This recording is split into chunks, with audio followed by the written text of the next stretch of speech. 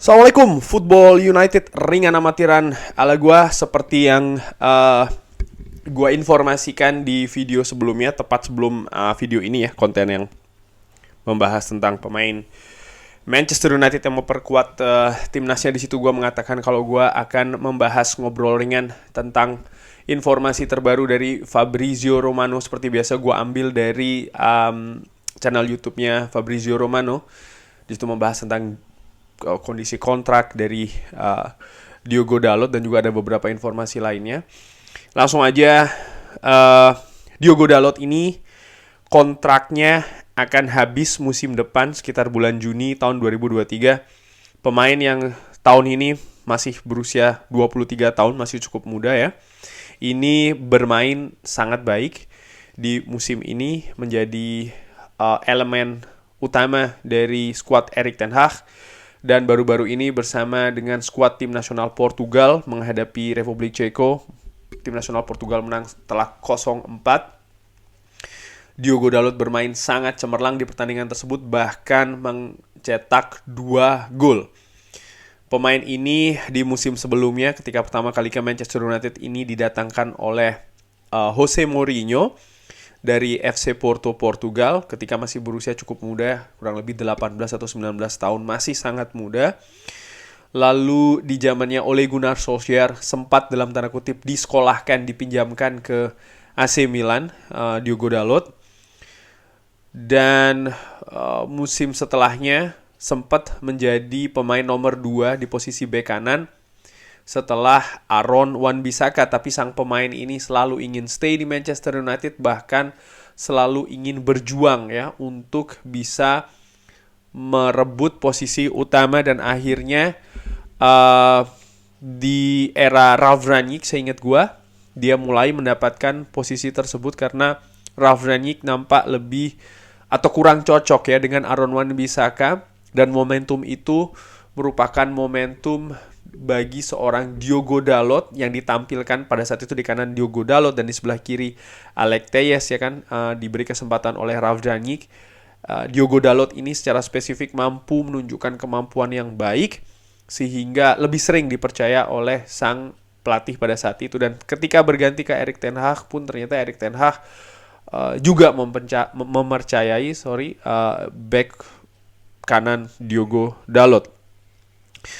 Diberitakan oleh Fabrizio Romano kalau musim lalu Borussia Dortmund dan juga Atletico Madrid ini ingin mendatangkan sang pemain Diogo Dalot. Bahkan AC Milan juga ingin kembali meminjam Diogo Dalot.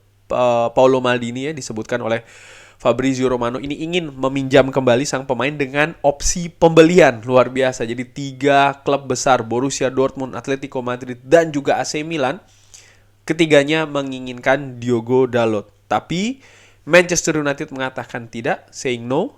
Diogo Dalot juga saying no, mengatakan tidak, karena baik Manchester United dan juga sang pemain ingin tetap stay di Manchester United. Erik ten Hag memutuskan di musim panas ini kalau Diogo Dalot menjadi elemen penting bagi klub, dan saat ini tentu saja menjadi pemain kunci. Walaupun seperti diinformasikan di awal, kontraknya musim depan akan habis.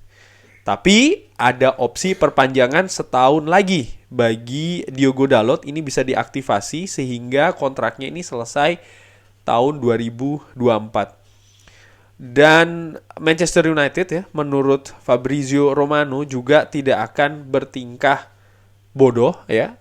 Kurang lebih demikian dikatakan oleh Fabrizio Romano, dengan melepas Diogo Dalot atau kehilangan Diogo Dalot dengan gratisan. Jadi nampaknya Manchester United ini pasti akan memperpanjang. Nah sekarang perpanjangnya ini apakah akan men-trigger option 1 tahun perpanjangan atau memang akan menegosiasikan kontrak baru. Karena opsi yang aktivasi perpanjangan 1 tahun sampai dengan tahun 2024 itu ya, menurut Fabrizio Romano, hanya bisa terjadi kalau Manchester United tidak mencapai kesepakatan perpanjangan dengan Diogo Dalot. Artinya kalau 2023 ini negosiasinya gagal dan Manchester United tidak ingin melepas pemain, maka klub bisa mengaktifasi sampai dengan 2024. Tapi artinya kalau memang itu yang dilakukan, maka ya setelah tahun 2024, kalau memang betul ya dan kalau gua betul ini mengartikan, kalau gua salah tolong dikoreksi di kolom komen ya, apa yang dikatakan oleh Fabrizio Romano, maka ya setelah 2024 akan lepas Diogo Dalot. Ini informasinya demikian ya. Kalau yang gua artikan sekali lagi. Sudah ada pembicaraan perpanjangan kontrak ya antara pihak Diogo Dalot dan juga Manchester United. Hubungan kedua belah pihak ini sangat bagus, tapi belum ada proses resmi. Fabrizio Romano sendiri memperkirakan setelah Piala Dunia baru Manchester United akan bergerak lebih jauh, lebih real. Ini bukan hanya untuk Diogo Dalot, tapi juga pemain-pemain lain yang kontraknya akan habis atau ya utamanya akan habis musim depan ya. Sekali lagi untuk Diogo Dalot, Manchester United akan berusaha untuk tidak kehilangan sang pemain, apalagi kehilangan secara gratisan. Jadi informasi dari Fabrizio Romano demikian. Nah, bagaimana menurut gua dengan amatiran? Gua melihat ini juga pembelajaran buat gua ya dalam melihat pemain. Memang pada saat awal awal kepelatihan oleh Gunnar Solskjaer ataupun juga di zamannya Jose Mourinho, Diogo Dalot tidak sering diberikan kesempatan, dan ketika diberi kesempatan pun juga tidak cemerlang, tidak bisa langsung mengambil posisi atau mengambil hati fans ataupun dalam hal ini gua, bahwa dia inilah pemain inti untuk pemain posisi bek kanan. Pada saat itu belum. Banyak juga komentar miring ya kan. Gue juga memberikan beberapa kritik terutama di zamannya Ralf Rangnick. Gue selalu mengatakan kalau Diogo Dalot ini kemampuan menyerangnya semakin lama semakin bagus, tapi kemampuan defensifnya ini yang harus ditingkatkan lagi. Bahkan gue juga mengatakan kalau Manchester United harus memperkuat sektor bek kanan karena gue kurang yakin dengan Diogo Dalot. Tapi ternyata inilah gue pada saat itu memang gue kritik, tapi gue tidak sampai menghujat atau seperti apa, enggak. Dan memang pemain sepak bola itu juga, mereka juga manusia, artinya mereka juga bisa berubah. Gua pribadi tidak bisa menjudge ya, wah dia tidak mau berubah atau tidak, enggak. Ya memang nanti itu akan diperlihatkan dari penampilan dari hari ke hari, dan ini yang terjadi dengan Diogo Dalot.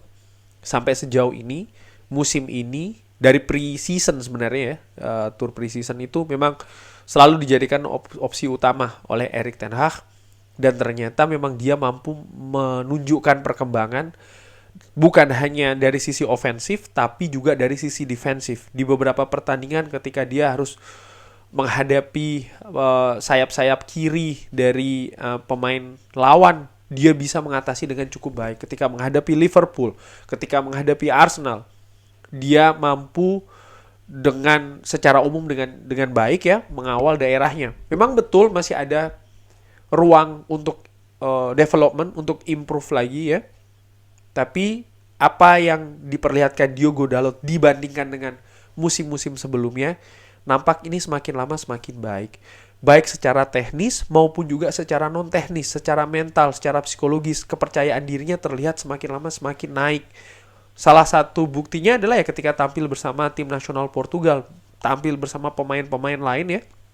Dia tidak canggung, dia bisa tampil lepas, mengeluarkan kemampuan terbaiknya, 2 gol diciptakan. Nah, sekarang tentang masalah kontrak ini bagaimana? Menurut gua sih tentu saja kemungkinan besar akan dipertahankan ya Diogo Dalot.